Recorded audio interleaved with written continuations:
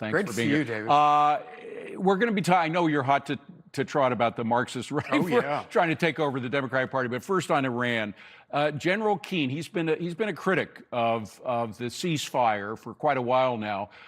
Here's what he said just a couple hours ago on Fox about what he expects to happen as a result of the signing of this. Roll tape. If this diplomatic phase doesn't work out, President Trump has 2 years left of his presidency. I guarantee you he is not going to turn over an Iranian mess to his successor, which was handed to him by President Biden. He will not do that. He will clean this up, and if that means full military operations to bring these guys down once and for all, that is what he will do.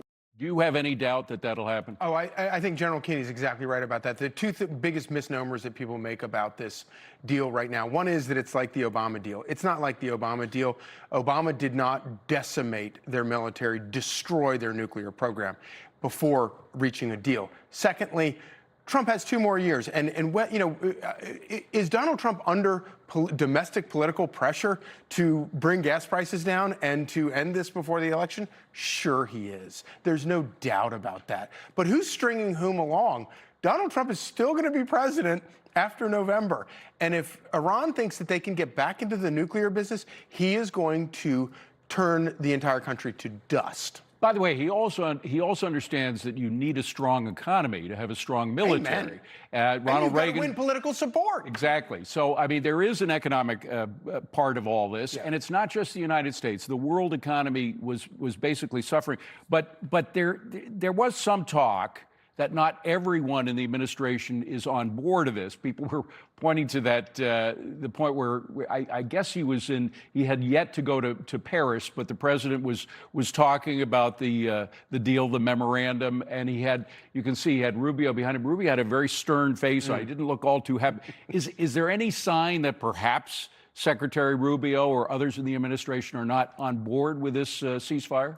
I think there's a good amount of caution surrounding it just because we're dealing with a fundamentally untrustworthy actor. And look, what hasn't been said about the MOU is that it's a prerequisite. It is supposed to spark a larger conversation about maybe sanctions relief, which that's where I would say let's put the brakes on that, because that's when you start to be a little bit reminiscent of the JCPOA. I also think Congress should be weighing in on any kind of tentative or binding deal, because technically that is lawful. You're supposed to have Congress's input. The JCPOA under Obama did not ask Congress, and that kind of flew in the face of the Constitution at the time. But, you know, look, I think a lot remains to be seen. I think Trump is going to negotiate a lot harder than Obama did during his time. And, you know, I don't think he's going to hand over pallets of cash the way that Biden did when he unfroze those assets, or that Obama did via sanctions relief. But, you know, clearly there's sticks and carrots here that you have to work with. And he does have political pressure. He doesn't want this hanging over the rest of his presidency or the midterms. But I do think the public, they may not receive a bad deal well either. They want prices to come down with oil, but they also don't want a bad deal. All right, let's bring it back home. And I asked before we began if you remember the movie Invasion of the Body Snatchers. You don't. No. It's kind of, Charlie, it's you and I. We're the generation that does. It was a movie. It was kind of a campy movie that came.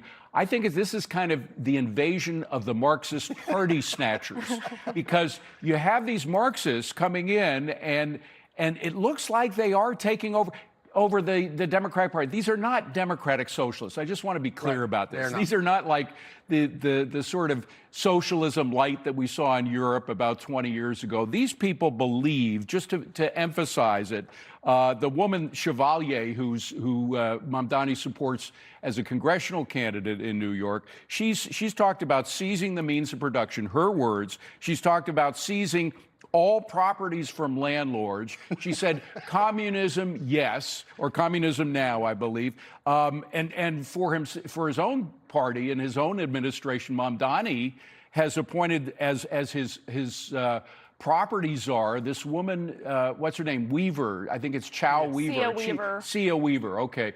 She's talked about property being the weapon of white supremacy. I mean, these people are pure Marxists, right? Yeah, they're crazy. And, you know, the thing about communism, the biggest big lie about communism is when communism doesn't work, the answer is always, well, the problem is we need more communism.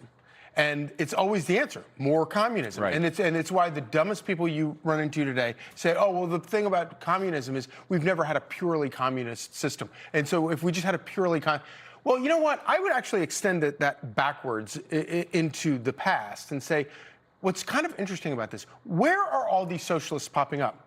In Democrat cities. Why? Because the Democrat Party is a failure. Because their policies fail. And so what is their answer? Their answer is, well, more cowbell. Let's get more communism. Let's just do it more. And so that is the answer. That's why. And so all of this is a rejection of Democrat policies. It's not a rejection of Florida. Florida's doing great. Absolutely. Texas is doing great.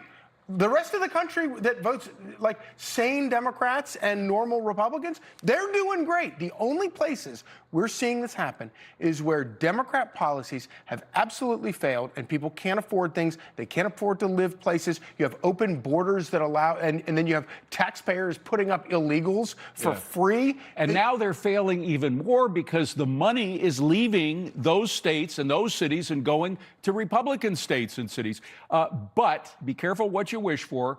91% of Americans, Republicans and Democrat, 91% of Americans favor very strong property laws. And as I just mentioned, Downey is against private. He wants to decommodify private housing, which essentially means to take the value away and give the value of $60 trillion of private ownership in the U.S. to the government.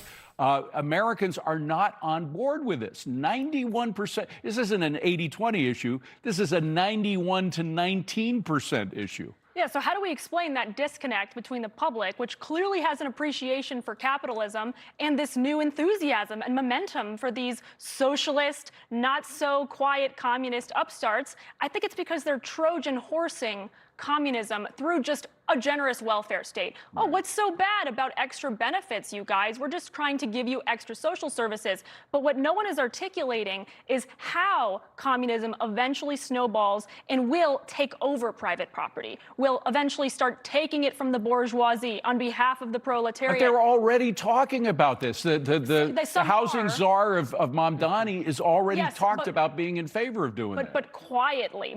Downey is merely saying freeze the rent so that you can afford your building. First stage. But it is the first stage. The problem, Charlie, for them, not only politically, is constitutionally. There is a Fifth Amendment in the U.S. There's a takings clause, which I think we can even put that up on a screen, which says essentially you have to give fair value, market value of that property if you're going to take it over from the property owners. Here it is. Nor shall private property be taken for public use without just compensation. Now, Downey might claim that he's worked down the price to the point where you essentially have to give it up to the government because it's become valueless. It loses its value. Yeah, nobody's covered more communism in this world than you have over the years. And so you already know. You and your father as well, by the way. But the thing about it is, and you know, the fact that this has taken such a hold among young people is, to me, the most depressing part of it. Because the idea that young people want to submit to this all-powerful government. Here's the other thing.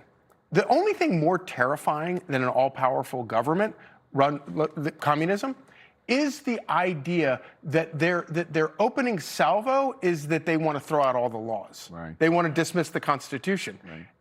Are you kidding me? I mean, that's their opening they want a different deal. Country. They Right. want a different and country. you want zero freedom, you want no autonomy, and you want a government that can take absolutely everything away from you. Caroline, I owe you one, but they're yelling in my ear. I got to move on. Thank you both. Good to see you. Great to see you. Appreciate it. You can catch Charlie, of course, along with his co-hosts Rachel Campos Duffy and Griff Jenkins on Fox and Friends Weekend. What time do you go to bed to wake up that early? We go to bed whenever, but we are up at 4 o'clock in the morning. All righty. He's ready and primed to go. Thank you both.